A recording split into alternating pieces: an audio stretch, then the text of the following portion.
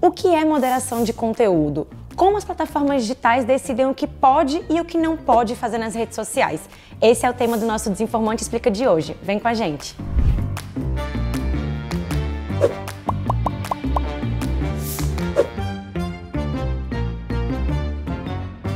É bem provável que quando você entrou nessa rede social ou em outras redes sociais, aceitou os termos de uso sem sequer ler.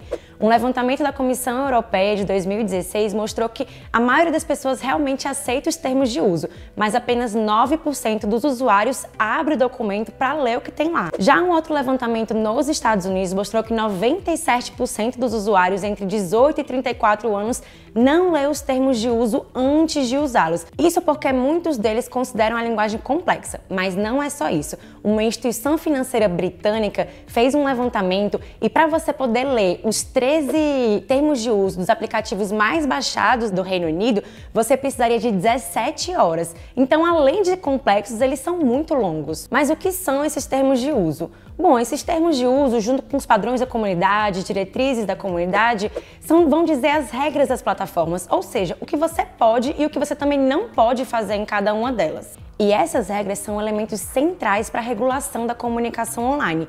E elas também vão balizar o que a gente conhece por moderação de conteúdo, que é justamente a plataforma controlar o que a gente pode ver na plataforma e o que pode ficar nela e o que não. E a gente pode até ter uma falsa impressão que as plataformas são espaços neutros, mas na verdade, quando a gente entra nelas, a gente aceita que elas possam ditar o que pode e o que não pode, ou seja, o que a gente pode publicar ou não. E isso é importante que a gente tenha em mente, que varia de plataforma para plataforma. As regras não são iguais entre as redes sociais. Por exemplo, no Facebook não é permitida a publicação de nudez explícita. Já em outras plataformas, isso pode ser permitido de acordo com a regra de cada uma delas, né? Apesar de algumas diferenças, a maioria das grandes plataformas digitais que a gente utiliza mais no dia a dia tem regras muito semelhantes, como, por exemplo, a proibição de um discurso violento ou então de um discurso de ódio. É claro que a forma como essa proibição vai ser colocada, a forma da sanção vai variar de um espaço para outro, e a gente precisa ficar atento em relação a isso. Com o fenômeno da desinformação, por exemplo, muitas plataformas criaram regras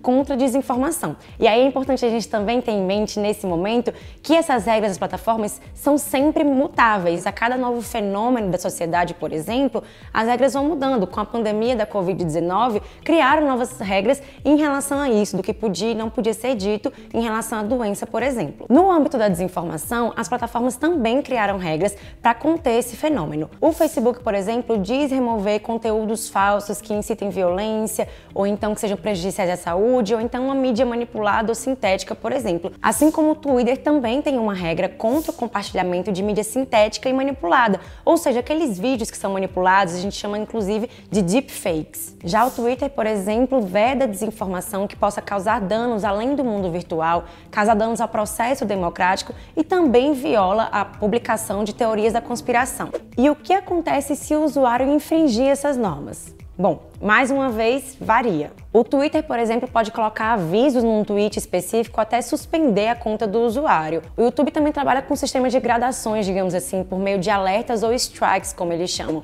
Se o usuário infringir pela primeira vez alguma regra, ele vai receber um aviso e o canal não vai ser penalizado. Já no segundo alerta, por exemplo, o canal vai ser penalizado com a impossibilidade de enviar vídeos ou fazer transmissões ao vivo. E em um terceiro momento, se o usuário receber 3 strikes num tempo menor que 90 dias, o canal vai ser suspenso. Ou seja, vai variar de plataforma para plataforma e também dependendo da regra que for quebrada. Bom, e quem analisa isso? A moderação de conteúdo é, na verdade, feita em duas frentes, uma automatizada e uma feita por humanos. A Meta, que detém o Facebook e o Instagram, utiliza inteligência artificial e aprendizagem de máquinas para fazer essa filtragem e também utiliza humanos caso precise de mais contexto ou então para fazer uma revisão daquele conteúdo já moderado por um robô. Mas é claro que esse sistema não é perfeito. Primeiro, porque pode ser moderado conteúdo demais e aí retirado algum conteúdo que é sim legítimo, ou então moderado conteúdo de menos e ficar na plataforma algum conteúdo nocivo ao debate público ou então até um conteúdo que seja ilícito. E esses erros podem acontecer tanto pela inteligência artificial, mas também pelos moderadores de conteúdo que são humanos, porque muitas vezes eles podem sequer conhecer o contexto daquela localidade específica que eles estão verificando o conteúdo. Então o que a gente precisa nesse contexto é de equilíbrio, mas mais que equilíbrio, a gente precisa de transparência.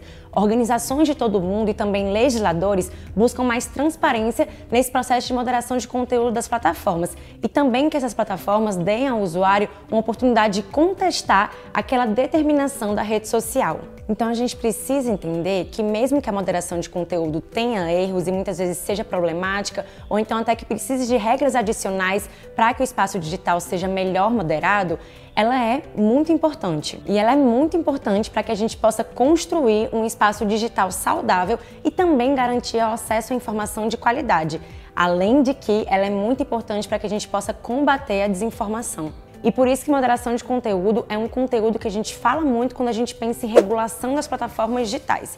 E esse é um vídeo que a gente já tem aqui no nosso Desinformante Explica, é só clicar no card aqui em cima. Um relatório do ano passado do Internet Lab mostra que para ser regulada, a moderação de conteúdo tem que ser pensada em duas dimensões fundamentais. A primeira delas como uma atividade fundamental para que as plataformas digitais ofereçam espaços seguros, íntegros e diversos. E em uma segunda dimensão, como uma atividade que pode trazer restrições à livre manifestação do pensamento, principalmente em casos de erros ou livre-arbítrio, por exemplo, do moderador. Então, para que a gente tenha uma moderação de conteúdo efetiva e ao mesmo tempo que respeite os nossos direitos fundamentais, é necessário que a gente cobre das plataformas transparência, tanto das regras como da moderação de conteúdo, e que a gente também cobre e fique de olho nos políticos que estão criando regulações em relação à temática. Mas também é importante que você conheça as regras das redes sociais que você está. E como fazer isso sem gastar 17 horas e sem ter que descomplicar regras muitas vezes complexas? O Internet Lab, com o apoio do Desinformante, criou o site Ache a Regra. O Ache a Regra é uma plataforma que reúne e organiza regras, políticas, termos de uso, compromissos públicos e procedimentos gerais de moderação de conteúdo.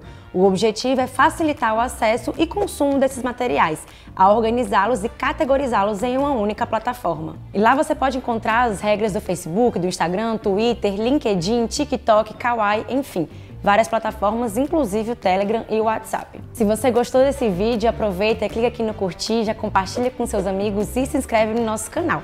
Não esqueça de nos seguir no Twitter e no Instagram, nós somos Desinformante BR. Até a próxima!